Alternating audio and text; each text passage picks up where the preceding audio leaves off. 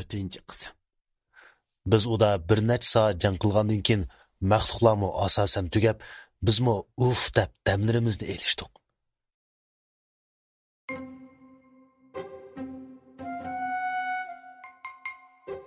Semiz herib pushuldab ketgan bo'lib, yana eg'izi bika turmadi. Voy, bu maxluqlarning ishdan farqi yo'qkan-ku. Piqir Semiz begamning kassini bu maxluqlar tishlab soq yerini qo'ymadi buna qaranglar. Qaranglar mana. U shundoq deb kassini ko'rsatmoqchi bo'ldi. Osan tugini qamchilaydigan qamchi bilan Semizning kassiga birini soldi. Manamsa. Sen o'lgir tap totmasdan 6 kishining oldida kassani ichotamsa? Sana deb qo'yay o'lgir Semiz. Sen yana mushuna qildigan bo'lsang, bu da kassanga tegadigan qamcham emas, harbiy xanjirim bo'ladi. Buni anglab Semiz tarini turib, Osanni tillashga boshladi. Ha? Ko'rsatsam o'zimning kassini ko'rsatdim. Sen o'lgirning nima koring, ha? Sen ablaqning o'zadi burundan tatibla bana bir gaping bordi. Bugun sen ablaqni urib azroq uchuqdab qo'ymasam, Piqir Semiz ismimni yutga o'taman. Biz shu yerda saq bir kun o'ltirgandan keyin Turdi bovoy hushiga keldi. Turdi bovoy hushiga kelibla hamma tarafga qo'rqinish nazarida qaradi. Xuddi yeniqi arvoh hozirli chiqib bovoyni yeb ketadigandek. Biz bovoyning bu qiliqidan kulishib ketdik. Birdamni kulishlardan keyin Vanglin xaritani qo'liga olib gap boshladi. Qaraganda biz qadim qabrga oz qopdiq. Ammanglar yana bir necha kun bardoshlik berib o'tinglar. Bo'lamdi? Ha? Uni anglab Jangsulu Vanglinning qishig'i berib xaritaga bir pas qarab atgandan keyin bizning hozirgi o'rnimiz bilan qabrining o'rnini hisoblab taxminan yana 2 kunlik yo'l ishkanligini aytdi. Biz yana ot tugular bilan safarga atlandik. Toh. Qumliq degan ajoyib bo'ladi ekan. Hamma yoqqa qarasa o'xshashli qum. Agar xarita bo'lmasa, bizdek qumliqqa tunji qatim kirgan yangiyochilarning mushiyada Azroilga o'zimizni tizimlatishdan boshqa amal yo'qkan-to'q asli. Kechda biz egizrak kelgan bir qum barxinining ustiga chidir tikib, chidir yoniga bir kichik gulxon yiqib, shu yerda pirislangan piranik bilan quritilgan konservalik qala go'shini qaynatib yedik. Bir chaqda Jangsuluning meni noqib o'zining kaynidan mengishimni sharatlab, bir cho'ng qum barxinining orqasiga o'tib ketdi. Uning bu qiliqidan men bir xil benormalchilikni bayqab qoldim. Acaba u meni shu yerda bir taraf qilib o'tami? Xiyollarim mushunda qalaymiqan edi. Menda Jangsuluga nisbatan hech qanday tunishim yo'q. Shunga men uningdan sal ansirab qoldim. Birasini birga elib olay deb o'ylab qoldim. Lekin ularning hammasi qo'saq to'yg'izish bilan aldirash bo'lib, menga hech bir diqqat qiladigandak emas edi. Oxiri men uning kaynidan mingishni qaror qildim. Men qum barxini orqasiga o'tib qarasam, u osmondagi yulduzga qarab o'ltirgan bo'lib, u mening kelganligimni ko'rib menga yulduzlarni ko'zib turib gap boshladi. Qarab baqa, nimani ko'rding? Men osmonga bir pas qarab atgandan keyin javob berdim. Shu yulduzni ko'rdim. Nima? Sen meni bu yerga o'zing bilan birga yulduz saylis qilishga chaqirganmiding? Unda qo'yilgan bo'lsa, sana men moslashmayman. Semiz yoki Osanni chaqirgan. U mening bu so'zlarimni anglab, menga satbirini oliyotgandan keyin gap boshladi. Men seni yulduz saylis qilishga chaqirganim yo'q. Shu yulduzlarga obdan qara. Men buni anglab bir narsani tushungandek bo'ldim. Acaba yulduzga qarab qabr izlash undaq emas-ku? Bu hunar yo'qab ketganiga uzun bo'lgan. Acaba sen bilamsan? U menga bir pas qarab atgandan keyin yana osmonga qarab gap boshladi. Qara, 4 dona o'ch yulduz bir yer ekan. Yer sharoiti bilimida bundoq joy tuproq hisob. Podshoning qabrisi yo'q degan taqdirdimi, bir Oqsoyning qabrisi cho'qim bor. Lekin men toza hukm chiqarmayapman. Men bu gaplarni anglab uningga aytdim. Undaqda biz bu ishlarni boshqalarga deb qo'lab baqsaq qanday bo'lar? Jangsulu bu gaplarni anglab qo'shildi. Biz Vanglinlarning yeniga berib bo'lgan ishlarni ularga dedik. Ular bu gaplarni anglab, hammasi degidek osmondagi chaqnab turgan 4 tal o'ch yulduzga qarab hang-tang qilishdi. Ardin Vanglin gap boshladi. rivoyatlarda aytilishicha, bundaq joy kamdan kam uchraydigan go'har joy hisoblanadi. Lekin bu yerga zodi kim dafn qilinganda? Semiz oldirgan ohangda gap boshladi. Hay, kimning qabrisi bo'lishi biz bilan nima korimiz? Ha? Qo'lab ko'rib baqsaqlar hammani bilamiz-ku, ha? Qandoq dedim? Hey, Semiz, sening yana ko'ni kesang tutdimi? Sen o'lgurni kim bilmaydi? Qo'ling qichishqanda qachon? Ha? Undaqda sen dapaqaqini sening qo'ling qichishmadimi ya? O'ylab boqmamsa, bundaq joy kamdan kam uchraydigan yer meningcha. Bu yerga cho'qim bira bag, tura yoki bira oqso'nga ko'milgan joy. Shuni biz vaqtni ching tutib, ichiga kirib ko'rib boqayli. Qandoq dedim? Buni anglab, Wang Lin birdam o'ylashayotgandan keyin gap boshladi. Ondaqda biz hozirlik qo'lashni boshlaylik. Jon birodar, qabr o'rnini tepish ham sizga qoldi. Jansulu bu gapni anglab osmonga bir qarab atgandan keyin tögiga esilgan yuk taqa orasidan loyan gurujikini elib yerga qaratib sanjidi. Yer qum bo'g'achqa gurujak hech kuchimayla yerga kirib ketyotdi. Gurujak taxminan yerga 4 metrcha kirgandan keyin bir narsaga qattiq tegib to'xtab qoldi. Biz gurjakni uda bir necha qatim urgan bo'lsaqmi, gurjak midirlab qo'ymadi. Jansulu bir xil tushangili bo'lmaydigan chiroy ifodasini chiqarib, "Dal musha" dedi. Biz darhol gurjaklarni elib yerni qo'lashga boshladik. Birdamdan almishib qo'lash orqali bir necha osh pishimgacha qo'lab bo'ldik. Osanning qabri temi ko'rindi degan gapi bilan hammamiz o'rak qardik. Jansulu yoshirin qavat yo'qligini dalillagandan keyin qabri temini chiqib, odam patqudak bir to'shik ochdi. Qodir bovoydan boshqa hammamiz qabr ichiga bir-birlab tushdik. Biz o'g'ri kamardan asta-asta kirdik. Bu qabra o'nchilar bak cho'ng emas bo'lib, kengligi 15 metr, uzunligi 20 metr keldigandek qiladi. Biz bu qabrini shuncha uzun izdigan bo'lsaqmi, jasad sanduq emas, bir atal sapal ko'zimi topolmadik. Buni ko'rib, hammamizning ichimiz pushdi. Bir chaqda ketib o'tib, bir narsaga pulishib, yerga dumni tushdim. Qarasam, yerdan ozroq chiqib qolgan eshikning tutquchiga o'xshaydigan tumir ekan. Men uni tatib beqib, mendirlitanmay boshqalarni yordamga chaqirdim. Boshqalarmi kelib uni ko'rib meni maqtab ketdi. Semiz u tutquchga o'xshaydigan narsani birli tatib edi, pur qipti to'p ko'tarilib bir eshik yer ostiga qarab ochildi. Biz ichiga qo'lchiroq tutib ko'rib baqdik. Ichi bak cho'ngmi emas edi. Uyning o'tirida qop-qora bir jasad sanduqi ko'rinib turardi. Biz bir-birlab ichiga tushdik. Semiz jasad sanduqini ko'ribla o'zini bosolmay jasad sanduqini ochmoqchi bo'ldi. Biroq Semiz shuncha kuchapmi jasad sanduqining eg'izini midirta olmadi. Wang Lin yenidan bir pichoqni chiqarib jasad sanduqi eg'izini yetib turgan momlarni bir-birlab so'yib chiqqandan keyin ilmak lom yumrini orliqqa silib bir kuchapla jasad sanduqini eg'izini ichibatdi. Jasad sanduqi ichida qurib qop-qora bo'lib ketgan qarashqi momiyalarga o'xshab ketadigan bir kishi yotadi. Uning qo'lida bir yipak xotir bo'lib, men hech ikkilanmayla bu xotirni uning qo'lidan oldim. Xotirni elib, uningdagi xatlarni bir-birlab o'qib baqdim. Ammo faqat ma'nosini chiqarolmadim. Oxiri men xotirdagi xatlarni daftarga ko'chirib, bir-birlab ma'nosini yeyishga boshladim. Bir necha osh pishimdan keyin oxiri men uning ma'nosini yeyib bo'ldim va ularga qarab o'qib berdim. Bu jasad g'arbiy diyordagi bir amaldorning bolasining jasadi ekan. Bu qabrining tarixi Kiroran xonishining qabrisi bilan asosan o'xshashgan. Buningda deyilishcha, Kiroran podshohi bir qatimliq urushda mag'lub bo'lgandan keyin o'zining qavmidagi barliq odamlarni o'ldirib etibdi ekan. Ondan xonish yasab qo'yg'ili xili uzun bo'lgan qabriga tirik peti jasad sanduqi silib ko'mib o'tibdi ekan. Jasad sanduqida yotgan bu odammi ayni chog'da podshoh qirvatganlar orasidagi biri ekan. Qonxo'rlik chekiga yetganda ba'zi bir bema'ni ishlar uchun odamlar o'z tuqqanlarini qirg'in qilishdan bosh tortmaydi. Bu gapga Semiz qoyil bo'lmadi. Meningcha podshohning qilg'inimi bir hisobda to'g'ri.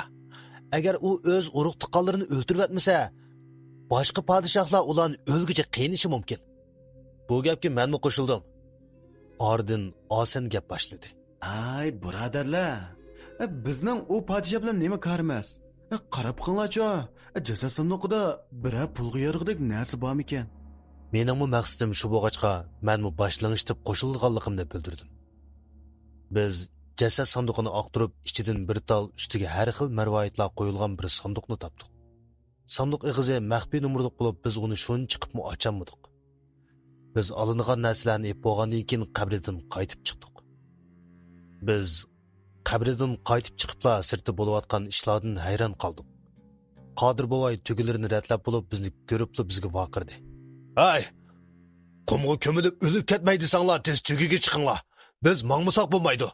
Qumburan chiqilyotidi, tez bo'linglar, tez. Ha, bo'linglar tez. Biz bu gapni anglab yuk taqni yig'ishtirib tugiga chiqib yo'lga chiqdik. Biz uda bir necha soat mangandan keyin bo'ron kuchayib, ko'zimizni aran echib yo'lni ilg'ab meng'avatdik. Biz hech daldulang'idek yer izlayotgan shu paytda yenimizdan tuyuqsiz bir oq tugi tez minib o'tib ketdi. Qodir buvay buni ko'rib bizga qarab so'zladi. Tez bo'linglar, tez. Bu oq tugiga erishayli. Tez bo'linglar. Biz Qodir buvayning so'zini anglab oq tugining keynidan mangdik. Rost degandek oldimizda qum ustiga chiqib qolgan bir qadimiy shahar xarobasi turardi. Biz shu yerdan to'pi etiklik bir eski kapida daldilandik. Biz hammamiz kirib bo'lgandan keyin Osan Qodir buvaydan so'rdi. Qodir buva, siz bu oq tugining musherga keldigini qanday bilasiz? Bu oq tuga mushu qumliqda yashaydi. U bunda qumburonlarga ko'p uchirgan. Oq tuga qayada suv borligidan tortib, qumburon chiqsa qayada paloqlanganligigacha hammani biladi. Ta'limimiz ondan kelib, bugun mushu oq tugiga uchrab qoldik. Bo'lmasa biz mushadil o'lgan bo'lardik. Bu degan tabiatning bir mo'jizasi.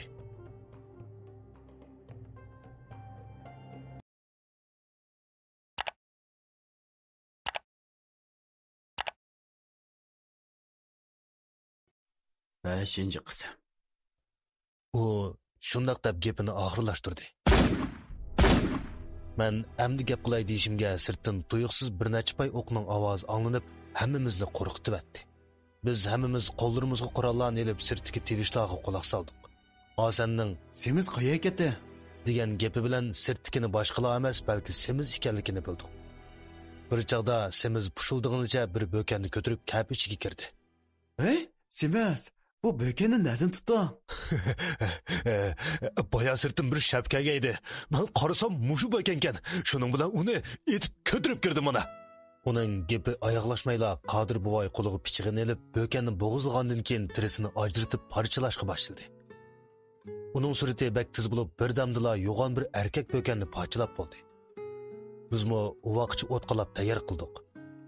Qodir buvay go'shtlarga tayoqlarni ushlab o'tkazib bo'lgandan keyin kavob qilishga boshladi. Bir chaqda ko'zim uyquga berib qopti.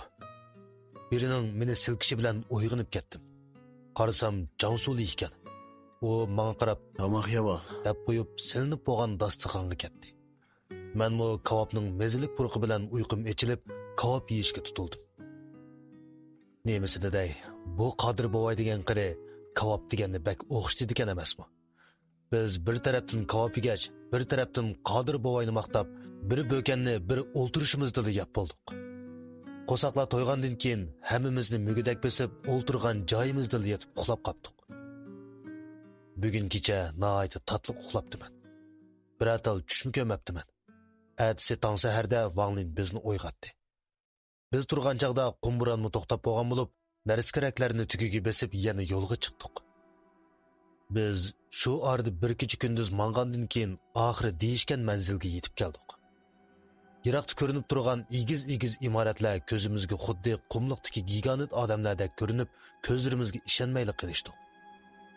Konularda ko'ringan tog' yiroq emas deydigan gap bor. Lekin biz shu ko'zimiz bilan ko'rgan joyga borguncha kechkirib ko'zlarimiz 5 metr dori ichini ilg'i qilinmag'idek holatda kechkirib ketdi. Biz Kroran qadimi shahri ichiga kirgandan keyin shu yerga chidir tikib yetib aram elishga tutildik. Ertasi tong saharda Jansuli sirtqa chiqib qabr o'rnini bekitib kirib bizni uyg'otdi. Biz nashta qilib olgandan keyin Jansuli ko'z tipagan joyni qo'llashga boshladik.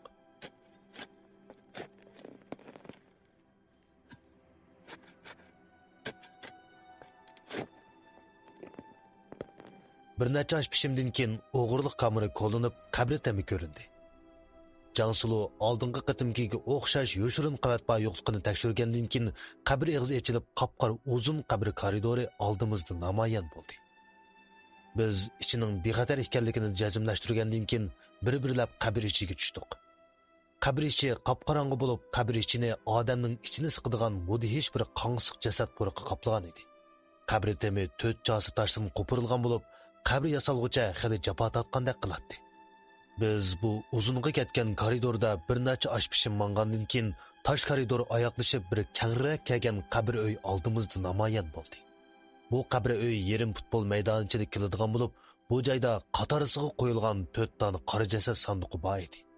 Bu jasad sanduqi biz 2-3 kun burun Oqsumakning qabrisi ustida turgan 4 dona o'ch yulduz rad tartibiga o'xshash qo'yilgan bo'lib, to'tilisi bir-biriga qarama-qarshi qo'yilgan edi.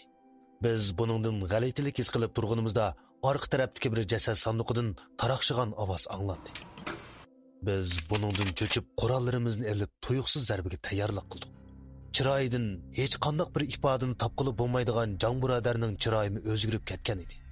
U asta yendagi qora sopliq qilichini chiqarib, qo'lini kesib, qinini qilishga eqitgandan keyin qilichini ikki qo'llab tutib, bizni o'zining orqasiga o'tishimizni buyurdi. Bizmo asta orqamizga chekinib, Jansiluning orqasiga o'tdik. Tuyuqsiz jasad sanduqi eg'izi osmonga bir necha metr uchib yerga qattiq tushdi. Şu an sanduq ichidan qop-qora quyuq is chiqdi. Biz buni ko'rib darhol eg'iz burnimizni etib oldik. Birdamdan keyin bu jasad gaz orasidan butun a'zolari asosan momiyalashib ketgan, ko'zining o'rni kamar, nihoyat qo'rqinchli bir jasad namoyon bo'ldi. Burada tez bo'linglar, qo'linglarga qurollarni elib tayyor bo'linglar. Semiz shu gaplarni qilib qurolni batlab murdiga qaratdi. Osan, yuktoq orasidan darhol qora eshak tuyqini ol. 1000 yillik bo'g'ini ol. Bo'lmasa biz bu murdi begimga habra bo'lib qolmayli. Vanglin shundoq deb Osanga qaradi. Osanmo qora eshak tuyqini elib Vanglinga berdi. Bu chaqda murdi hujumga o'tib bo'lgan bo'lib, shuncha kuchli semizdingmi uning kuchi yetmayotdi. Biz murdini o'qitdik. Lekin o'q murdiga qilchimi ta'sir qilmayotdi. Xuddi to'mirga takkandek chachrab ketyotdi. Dal shu chaqda Mao Jon birodar o'zining karomatini ko'rsatib qo'ydi. U qo'lidagi qora sopliq qilichini olib, murdining orqa tarafidan hujum qildi. Lekin murdining surati uningdan tez keldi. Murdi orqasidagi Jansiloni ko'rib qoldimi aytavur, keyniga burilibla uni yog'ochdek ikki qo'li bilan bir uribla necha metr nerisiga uchiribdi. Biroq Mao Jon familiyalik birodarmi bo'sh odam emasda. U uchib berib, tomni bir tep orqaga bir mollaq atgandan keyin o'zini ruslab oldi. Şu an murdining o'ziga diqqat qilmaganligini ko'rgan semiz devidek cho'ng badani bilan murdini qattiq so'qib, uni necha metr orqaga dojitqizibdi. Fursatning kelganligini bilgan Jansilu xuddi kinolardagidek yugurib berib, murdining orqasidagi ko'rikni bir tepibla ustiga o'rlagandan keyin qo'lidagi qora sopliq qilichni murdining bo'yniga urdi. Baytin biri o'qmikor qilmagan murdining beshi bo'lsa, xuddi sesiq kav barangdan tushganga o'xshash yerga tushdi. Biz buni ko'rib xush bo'lib ketdik. Osanning tuyuqsiz vaqirishi bilan hammamiz andikib orqamizga qarashib, nima qilarimizni bilolmayli qoldik. Orqamizda Osan qo'soqlari yirtilgan holda turibdi. Osanning kaynida yana bir murda bizga qorichig'i yo'q qamar ko'zlarini tikib turibdi. Osan birdam tipirlagandan keyin jon uzdi. Biz bu ko'z oldimizda yuz bergan ishqa zotili ishonolmayotdik. Orqadilla yana qolgan ikki jasad sanduqimi ochilib, ikki murda qatilib biz yo'qotmoqchi bo'lgan dushman 3 ga ko'paydi. Şu an qonliq janglar boshlanib ketdi. Murda bak kuchli bo'lib, har bir qatim urushida bizni necha metr nerisi uchirib o'tadi. Vanglin qandoq qildiki tang bir murdining eg'iziga qora eshak tuyqini tiqib, uni jahannamga yo'lga soldi. Orqadan Jansilumo birini yo'lga soldi. Semiz bilan ikkimiz mushu bir murdig'imi tankilamayotdik. Tuyuqsiz semizning meni pastga besishi bilan yerga dumni tushdim. Semizni amni tillay deyishimda oldimga heliqi murdining beshi tushib meni qo'rqitibdi. "Vojan! O'lgur murda!" Men shundoq deb murdi beshini yiroqqa tepib etdim. Baya yerga yiqilgan chaqda burnum yerga qattiq tegib ketib, burnum qanab ketgan edi. Burnumdan chiqqan qonni yetqash semizni tillay deyishimga Wang Linning yig'ilgan ovozi anglandi. Asan, gözünü aç burader. Gözünü aç. Beni bunda kokatma. Biz bundak mordlarını çık kögen ko. Gözünü aç. Şundak deb yerda qonga milinib yotgan Asanning jasadini quchoqlab yig'lab otadi. Buni ko'rib bizning ichimiz echishib ketdi. Demisimi Asan bizning birodarimiz tursa, biz Wang Linni turg'izib, uningga tasalli bergandan keyin yana yo'limizni davom etdik.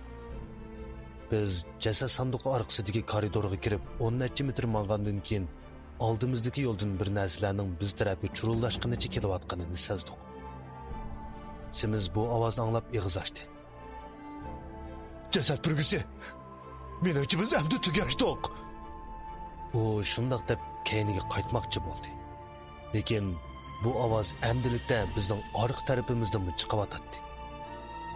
Biz bu yerdan sog'-salomat o'tib oldik. Lekin bizning oldimizda yana ikkiga bo'linib ketgan yo'l bo'lib, biz qaysi yo'lga menishimizni bilolmay qoldik. Tuyuqsiz o'ng tarafdagi koridordan birisining tez surat o'tib ketganini g'ilpal ko'rib qoldim. Boshqalarga qarasam, ular hech biri ko'rgandek emas edi. Men darhol eg'iz ochdim. O'ng tarafdagi yo'lga mayli. Yanping, sen xato jazmlashtirmagansan-a? Yo'q, men xato jazmlashtirmadim. Boya men o'sha yo'ldan birisining tez surat o'tib ketganini ko'rdim.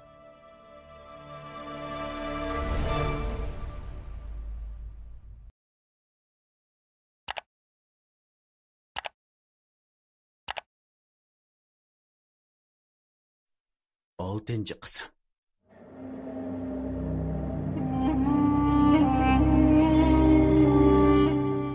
Yanping, sen xato jazmlashtirmagansan-a? Yo'q, men xato jazmlashtirmadim. Boya men o'sha yo'ldan birisining tez surat o'tib ketganini ko'rdim. Bu qabrda Asan o'ldi. Jangsulu, sen, men, yana semizdan boshqa odam yo'q. Men uni Jangsulumikin deyman. Mush yo'lga mangayli. Men xato jazmlashtirmadim. Men shundoq deb o'ng tarafdagi yo'lga qarab menib ketdim. Boshqalarmi mening bundoq kaskin qaror chiqarganligimdan menga ishondi bo'lg'ay, o'ng tarafdagi yo'lga qarab kirdi. Biz uzoq mangmayla bu yo'l o'ng tarafdagi ostiga qarab pastlab mangdi. Ostiga qarab yana ozroq mangandan keyin ko'z oldimizdagi yo'l yana kengirib, yarim futbol maydonichilik qiladigan qabri uyga o'zgardi. Qabri uyni o'ng tarafdagi tomga bir cho'ng qoshtish eshik qo'yilgan bo'lib, bu asosiy qabrga kiradigan eshik edi. Biz eshik oldiga berib, eshikni ochishni o'ylashayotgan chog'imizda semiz jasad sandig'ini ochadigan lom tumirni eshik ichiga silib, qayrishimga orqamizdan bir tunish ovoz anglandi. O'lgarsimiz qo'lini tat. Biz bu ovozni anglab orqamizga burildik. Orqamizda usti yerim badan echilib qolgan, badallari asosan yorug'i to'lgan Jangsulu qo'lidagi qilichini yerga tirab turadi. Sen bu sen zodi nima odam? Bu yerga kelishdagi maqsading nima?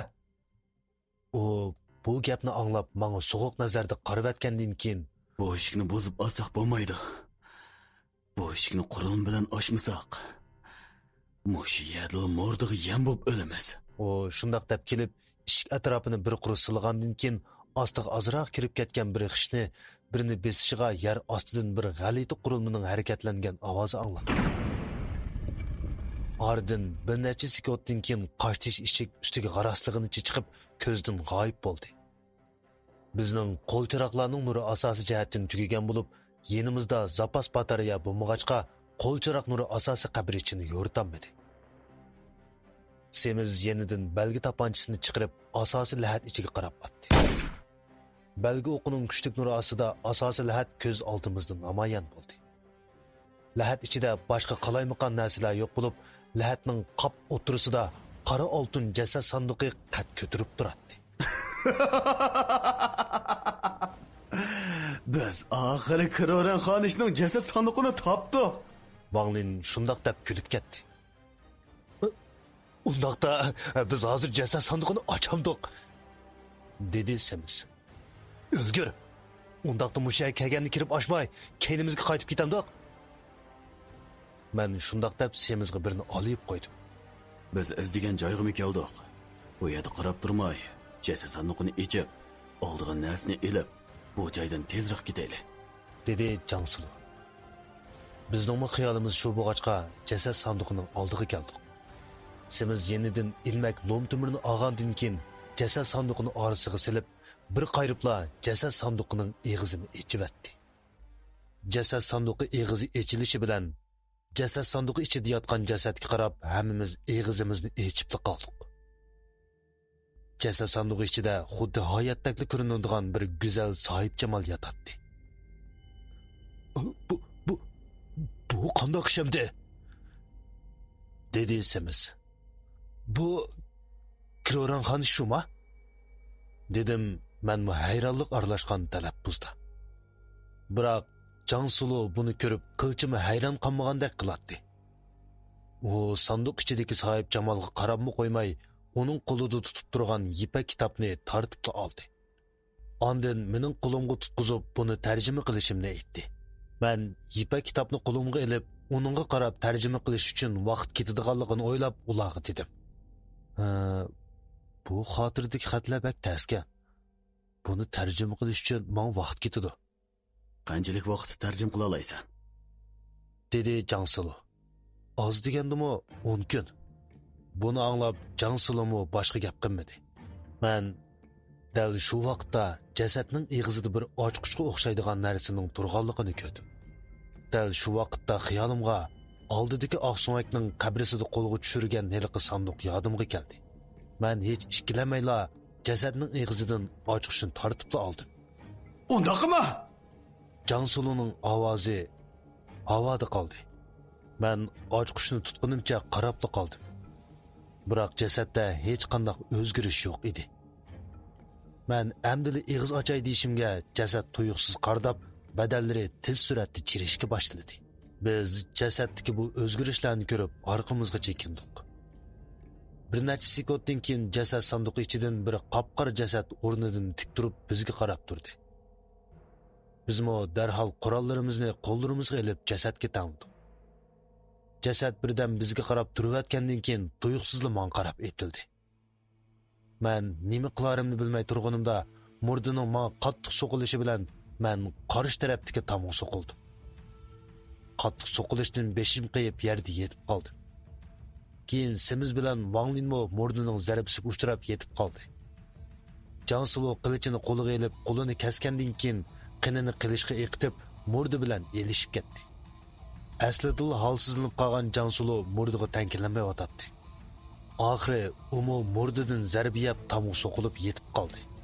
Murda bizga qarab sat birini ho'kirayotgandan keyin biz tarafga sakrab kelishga boshladi. Semiz o'rnidan tas turib murdiga etildi. Semiz beribla murdini chin quchoqlab turib oldi. Men fursatning yetib kelganini bilib o'rnimdan turibla yerda tashlaqlib turgan Jansuluning qilichini qo'limga olib murdining beshiga chapdim. Qilichning qattiq tegishi bilan murdining beshi yerga tushdi. Murdimo natchini daldanishayotgandan keyin yerga yiqildi.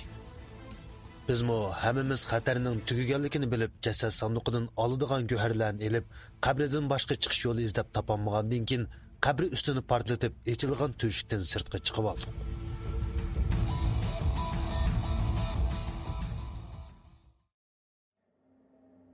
Biz tugi bilan qumliqni yana 10 necha kun mangandan keyin Shinjongning Lopnur degan yeriga keldik.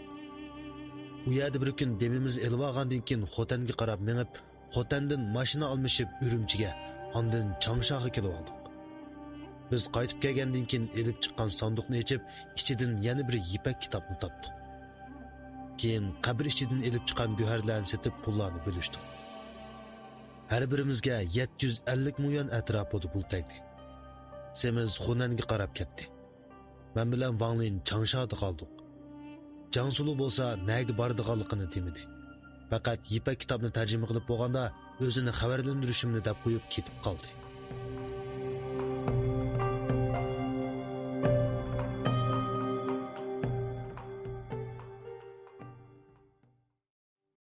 Biz qumliqdan qaytib kelgandan keyin hammamiz yana o'z ishlarimiz bilan mashg'ul bo'ldik.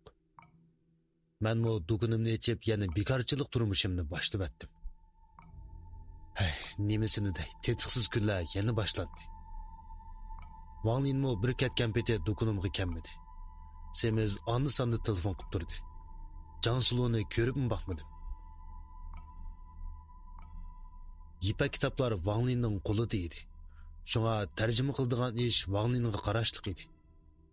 Bir kuni do'konda o'tirsam, uchisiga qora rangli kostyumni qatirib kiygan, qarashqila qora guruh odamlarga o'xshab qoladigan baslik birisi do'konga kirdi. Siz Xubayvatchi, Xuyan pingmilamsiz? Ha, hemen shu. Nima, biz tanışamdık?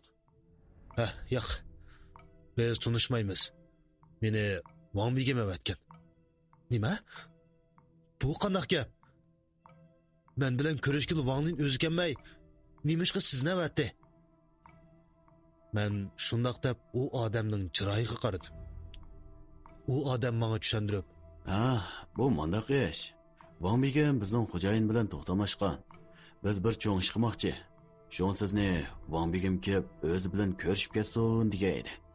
Buni anglab ichimga bir gumon tushdi. Qandaq cho'ng ishkan u? Men bo'lmasam bo'lmag'dak. Bu ishni ochiqla degil bo'lmaydi. Qarag'anda Wang Bigem eliq kitobning sirini ichib bo'lgan o'xshaydi. Men faqat mo'shinchilikla bilaman. Bu gapni anglab men uning zodin nima deyishimni bilmay turibli qoldim. Ha, undaq bo'lsa men bugun ishdan tushib Wang Linni izday. Men mushundaq debdi gapni tugatdim. Lekin bu odam mening gapimga radiya berdi. Yo'q. Wang Bigem sizni bilib elib kelishimni aytgan. Şoň sizni bilib elib bormasa bo'lmaydi. U shundaq deb beshimni qarab turib oldi. Men bu odamning qochib qutulolmaydiganligimga ko'zim yetib, do'konni taqab uning bilan birga mangdim. Mashina Udul Changshaning Chishan nahiyasiga qarab mangdi. Bir necha soat mangandan keyin biz Chishan nahiyasidagi dangliq 5 yulduzliq mehmonsaroy oldiga kelib to'xtadik. Xubayvatchi, biz keldik. Qani, mashinani tushing. Men mashinadan tushib, ham yerga ehtiyot bilan qaradim. Boyvatchi, qani ishchiga marhamat. Wang Bigem bilan bizning xo'jayin ustida sizni saqlayotdi. Men bu gapni anglab, uning kaynidan agashdim. Biz lift ichiga kirib bo'lgandan keyin heliqi yigit lift ko'znikiga 46 degan xatni bosdi. Men buni ko'ribla bu ishning chatoqligini bildim. Ha? Bu bino o'zilik 45 qavat tursa, sen nemishqa 46 deb bossan? Acaba biz o'ziga chiqamdiq? U mening bu savolimga qisqacha javob berdi. Bo'ldi, ansirmang. Chiqqanini bilasiz. Men bu gapni anglab sal qo'rqib qoldim. Bir necha minutdan keyin lift to'xtab eshik ochildi. Qani marhamat, biz chiqib oldik. Men liftdan tushib qarasam, bu haqiqatan bino o'g'isi ekan. O'g'zida qo'lida qurol tutgan bir necha qorovul turadi. Binoning yana bir tarafida Wang Lin bilan beshida bir tal tukmi yo'q bir odam bilan choy ichib o'tiradi. Xo'jayin, Xubayvatchi keldi. U taqribosh bu gapni anglab, darhol men tarafga qarab, meni ko'rib chiroyidan mug'ambarlik chiqib turgan bir xil ifodada menga qarab sat yechib keldi. Xubayvatchi, qani keling. Men bu odamning gapiga javoban, bo'ldi. Gapingizni ochiqli desangiz, mening yana qiladigan ishim bor edi. Shunga men mang'ash turay. Men shundoq deyishimga o'rindiqda o'tirgan Wang Lin menga qarab, yamping, qani kela. Biz sangil qarab turgan. Men bu gapni anglab Wang Linning yeniga berib o'ltirdim. Keynimdan heliqi taqribosh kelib, sat birini hijivatgandan keyin o'dilimda o'ltirdi. Tanishtirib qo'yay. Boyaqning ismi bayam sizga dapagan. Xuyanping Boyvatchi. Boyaqning ismi Li Chingli. Changshada donliq asorati iqtisodiyogari. Li xo'jayin desang bo'ldi. Men bu gapni anglab takallub qilgan ahangda, Li xo'jayin, sizning nomingizni men ko'p anglagan. Ko'proq atirajchilik qilasiz. Bu xo'inimizning mijozi o'ngliqkan. Xo'inim, men sizning gapingizni ko'p anglagan. Siz bilan ko'risha olishim mening baxtim. U odam shundoq deb gapni tugatdi. Men ortiq gap qilmay Li xo'jayindan so'radim. Li xo'jayin, meni bu yerga nima ishga chaqirgandingiz? Qani ayting. Har qanday ishingizga qo'limdan kasili yordam qilaman. Ha, qo'yinim, oldirmay turing. Hozir keladigan odam bor.